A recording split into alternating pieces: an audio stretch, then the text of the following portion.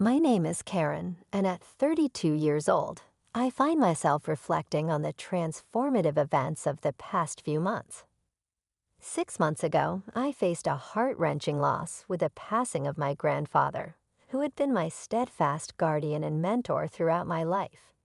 Today is a significant day, as the lawyer is scheduled to reveal the details of my grandfather's will, a moment that feels both heavy and hopeful.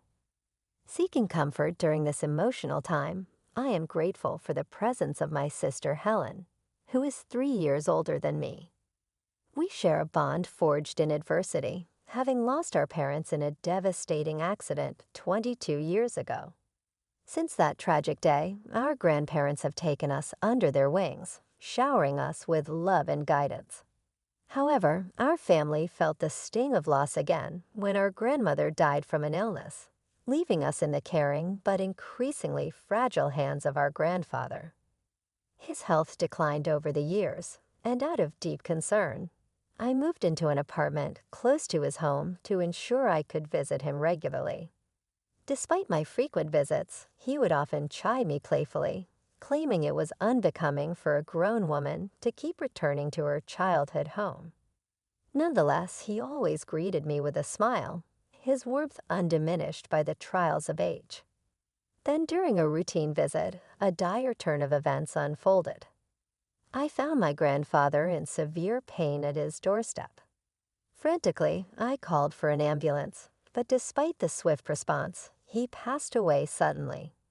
Today, as the hour of the will reading approaches, Helen's voice cuts through my contemplation, reminding me to brew some tea for the occasion. As I make my way to the kitchen, I catch a glimpse of her relaxing on the mat, the familiar scent of her strong perfume filling the air, a reminder of her unchanging nature and the continuity of our shared past. I remember my sister Helen's teenage years vividly. She was the epitome of rebellion, experimenting with vibrant hair colors, and mingling with a crowd that our grandparents deemed troublesome. Despite the headaches she caused, necessitating frequent apologies from our grandparents, Helen seemed untouched by the disapproval, living her life with a carefree zest. Even as an adult, she maintained that free-spirited approach, working only part-time and often relying on our grandfather for financial support. Today, as the lawyer arrived to read our grandfather's will, I prepared tea to serve.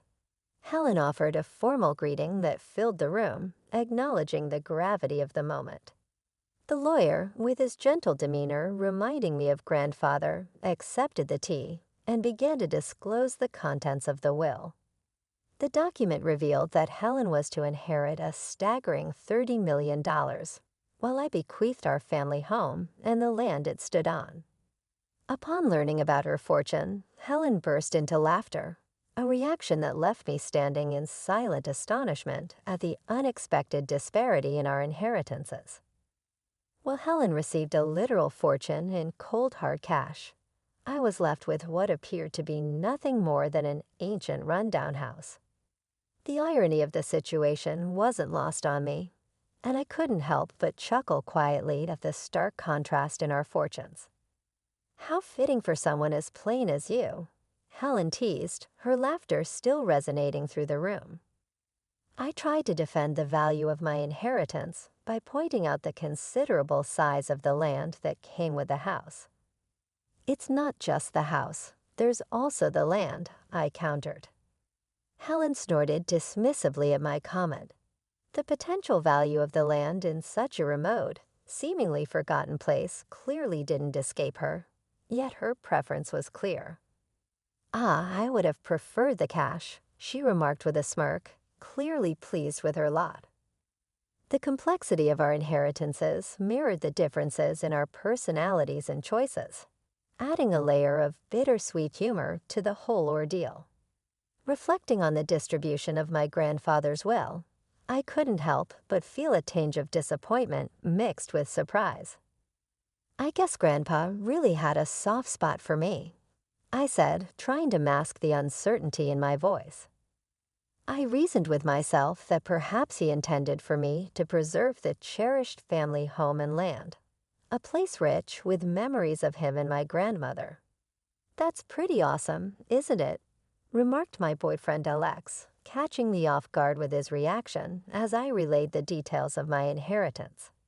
However, his enthusiasm didn't quite resonate with me. I shook my head, implying that the reality wasn't as rosy as it seemed. As I shared the story, a sense of hollowness washed over me. Voicing the situation felt almost like confirming a sort of perceived lesser value. Trying to lighten the atmosphere, Alex made a rather thoughtless comment about the benefits of beauty and wealth. I gave him a sidelong glance, a silent reprimand for his tactlessness. Realizing his faux pas, he quickly shifted gears, joking about valuing my comfort more than material gains. Alex and I had been together since meeting at a social event, and today marked our first casual outing as a couple. Discussing the inheritance made me ponder the future, even imagining him as a potential husband. Little did I know this revelation would soon lead to an unexpected twist of regret. A few days later, as I entered the old family house to start the overwhelming job of sorting through my grandfather's possessions, I considered the idea of moving in. Its close proximity to my workplace made it an attractive option. Maybe I could really make a life here, even with a cat, I mused. The lack of rent was alluring, and I figured any maintenance costs could be managed with my savings. The thought of sharing this space with Alex even made me blush, embarrassed by my forward thinking. Rolling up my sleeves to begin cleaning, my contemplation was abruptly interrupted by the ringing of my smartphone. Glancing at the display, I saw my sister's name flash across the screen, hinting at more unexpected developments in what was shaping up to be a series of surprising events. "Hello, Karen. How are you faring in that quaint old house of yours?" she inquired, her tone laced with curiosity and a hint of irony. "I hoped you were finding some peace in being alone," I quipped, but it seemed my sister was indulging in a different kind of solace, one marked by rounds of drinks. Her speech always had a tendency to be languid and drawn out, but today it was noticeably more slurred as she spoke. As she continued, her words meandered with an alcohol-tinged flair, highlighting her afternoon choice of beverage, which I couldn't help but sigh at. "Miss Goody Two-Shoes," she echoed dramatically, playfully branding me with her usual nickname. It became obvious that her mirth stemmed from more than just liquor when she asked about my plans for the future. I hesitantly shared my thoughts about possibly moving into our family home, hoping to change the subject. Instead, she took this as an opportunity to flaunt her current luxurious surroundings in a posh hotel suite, her voice dripping with exaggerated zest. She then teasingly challenged me to guess who might be accompanying her, treating my ignorance with disdain. She provocatively suggested that my reserved attitude might compromise my relationship with someone named Alex. To my shock, Alex himself joined the conversation, leaving me reeling and filled with confusion. As Alex's familiar voice came through, a flood of troubling thoughts overwhelmed me. The sudden revelation of my sister's connection with him sketched a troubling image in my mind, one that had me feeling dizzied and unsettled. She went on to boast about capturing Alex's attention, narrating how she had learned of his workplace from me, approached him after work, and charmed him. Her words poured out boastfully, leaving me stunned and silent. Her subsequent apologies did little to soothe the emotional turmoil I felt. When Alex spoke again to explain his side, a chill swept over me, draining my spirit as he admitted his attraction to my sister seemed more appealing and opportune, deepening my sense of betrayal. Trying to express my feelings amidst this chaos was nearly impossible. As I grappled with the shock and hurt of the moment, I found myself utterly speechless. Alex tried to rationalize his behavior, almost pleading with me to grasp the seductive appeal of a woman possessing significant wealth. I felt a deep recoil at his words, the sting of rejection and humiliation sharp and sudden. In the background, my sister's laughter, unreasonably loud and triumphant, punctuated the chaos she had wrought. As the phone was handed back to her, she delivered a statement with such finality it fell like a physical blow, announcing the end of our sisterly bond. Her words hung heavy in the air, the concept of sisterhood now just shattered fragments of a once treasured relationship. Over the next 6 years, solitude and heartache became my close companions. Now, as I sat with a cat peacefully dozing on my lap, the memories of that devastating phone call remained vividly etched in my mind. The room was filled with the soft hum of the cat purring in its sleep, a comforting sound on my day off. Yet there was a lingering sense of guilt about some unfinished work I had brought home. As I mulled over my to-do list, the tranquility was broken by the ring of my phone, an unfamiliar number flashing on the screen. Assuming it might be work-related, I answered without suspicion. "Hello," I greeted, only to hear a voice that was unmistakably familiar. "Karen, long time no see," said my sister Helen, her unique speech patterns instantly recognizable despite the years. A smirk formed on my face as I acknowledged her, and as our conversation unfolded, Helen began prying into my personal life, inquiring about a new hotel near my home.